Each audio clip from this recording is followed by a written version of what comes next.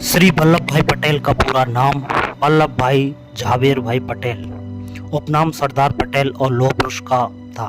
वल्लभ भाई पटेल का जन्म 31 अक्टूबर 1875 नाडियाड, गुजरात और मृत्यु 15 दिसंबर 1950 बॉम्बे में हुई। भारत को अखंड भारत बनाने में सरदार पटेल का अहम योगदान रहा। श्री वल्लभ भाई पटेल भारतीय बैरिस्टर, राजनेता और भारतीय स्वतंत्रता के लिए संघर्ष करने वाले देश के प्रमुख नेताओं में से एक थे। वर्ष 1947 के बाद भारतीय स्वतंत्रता के पहले 3 वर्षों के दौरान उन्होंने उप प्रधानमंत्री, गृह मंत्री, सूचना मंत्री और राज्य मंत्री के रूप में कार्य किया। भारत सरकार ने भारत को अखंड भारत बनाने में सरदार पटेल के योगदान को सम्मान देने के लिए उनके जन्मदिन को राष्ट्रीय एकता दिवस के रूप में बनाने का फैसला किया। अब तक हर 31 अक्टूबर को भारत के लौह पुरुष सरदार वल्लभ भाई पटेल के जन्मदिन को राष्ट्रीय एकता दिवस के रूप में मनाया जाता है। इसके अलावा दुनिया की सबसे ऊंची प्रतिमा स्टैचू ऑफ यूनिटी 31 अक्टूबर 2018 को उन्हें समर्पित की गई थी, जिसकी ऊंचाई लगभग 122 मीटर 597 फीट है।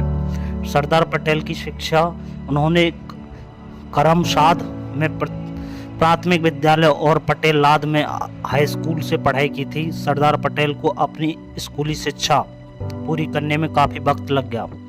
उन्होंने 22 साल की उम्र में 10वीं की परीक्षा पास की थी। अगस्त 1910 में वे आगे की पढ़ाई के लिए लंदन चले गए। उन्होंने 36 महीने की वकालत के कोर्स को महज 30 महीने में ही पूरा कर लिया था। वर्ष 1913 में वे भारत लौट कर आए और अहमदाबाद में बस गए।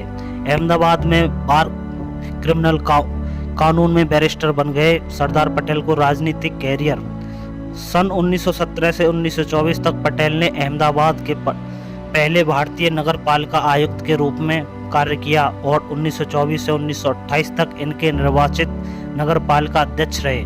पटेल ने पहली बार 1918 में अपनी छाप छोड़ी, जब उन्होंने फसल के खराब हो जाने के लिए बॉम्बे सरकार के द्वारा पूरा करने वसूलने की निर्णय के लिए खिलाफ कैराना, गुजरात के किसानों और जमींदारों की मदद से आंदोलन चलाना था।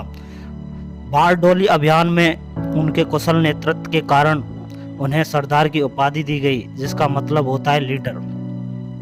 भारत को अखंड भारत बनाने में योगदान ज्ञातव्य है कि जब अंग्रेजों ने भारत को आज़ादी की घोषणा की, उस समय देश के 565 देशी रियासतों को बटा ब्रिटिश शासकों ने इन रियासतों को स्वतंत्र शासन करने की छूट दे दी थी। इस प्रकार भारत की आज़ादी कई छोटी छोटी रियासतों में बटी हुई थी। सरदार पटेल ने देश के गृह मंत्री के रूप में इन सभी से भारतीय गणतंत्र में शामिल होने का आग्रह किया और हैदराबाद, भोपाल, जूनागढ़ और कश्मीर को छोड़कर 562 रियासत ने स्वेच्छा से भारतीय परिसंघ में शामिल होने की स्वीकृति दे दी।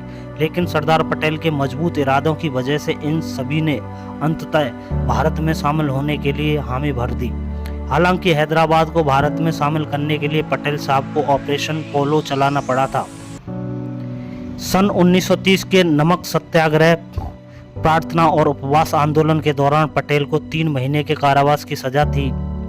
मार्च 1931 में पटेल ने भारतीय राष्ट्रीय कांग्रेस के कराची अधिवेशन की अध्यक्षता की थी।